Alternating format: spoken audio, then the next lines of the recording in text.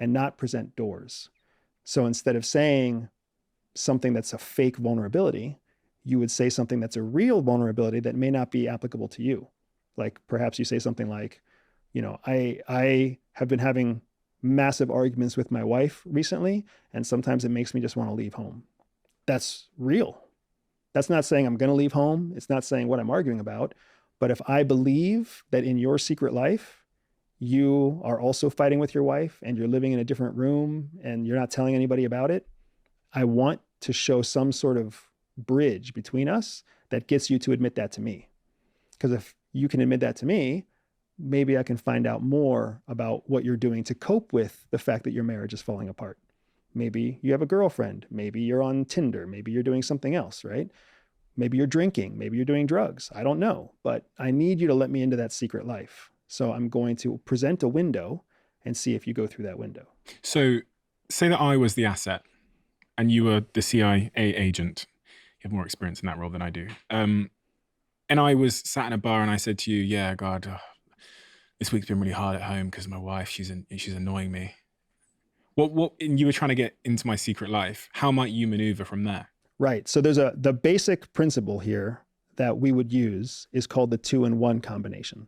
So 2 means 2 questions and 1 means 1 confirmation. So when you present to me a topic that I want to explore further, the most rudimentary of techniques out there is you present to me a topic I want to explore. So I ask a follow-on question. You will answer my follow-on question because you're predisposed to answer my question. I will ask another follow-on question. You'll be predisposed to answer that as well. And then I'll say something that confirms what you're saying. That way it doesn't feel like you're being interrogated. Instead, it feels like you're talking to somebody who gets you. Mm-hmm. So I'll confirm what you say. Like, oh yeah, I mean, I had a girlfriend once and her feet stank so bad. And man, it just made me want to like sleep with her feet outside of the covers. And then you just stop there. Because you've asked 2 follow-on questions and 1 confirming statement, the psychology of the other person is going to be to continue volunteering information. And then you just repeat the cycle. So they give you another piece of information, you follow-up question, confirmation.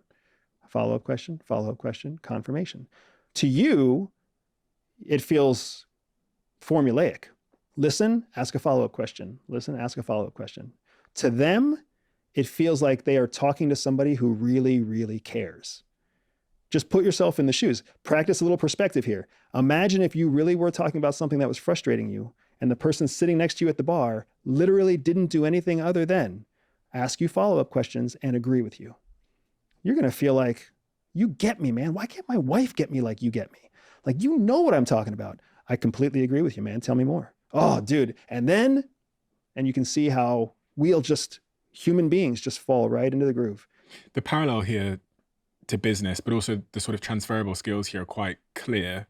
From what I heard, when I'm doing an interview, when I'm meeting a candidate for a job, when I'm trying to sell to a client, really my disposition should be to be doing exactly what you said, asking them questions, confirming, asking them questions and confirming. Right. If you think about it, everybody's in a contest for control. Who controls a conversation? The person asking the questions or the person saying the most words? It's always the person asking the questions, because the person asking the questions determines the direction of the conversation. It feels the other way around though. It feels like the person speaking the most has the most control. And what did I tell you about feelings? Don't trust them. Don't trust your gut. Don't trust your emotions, right?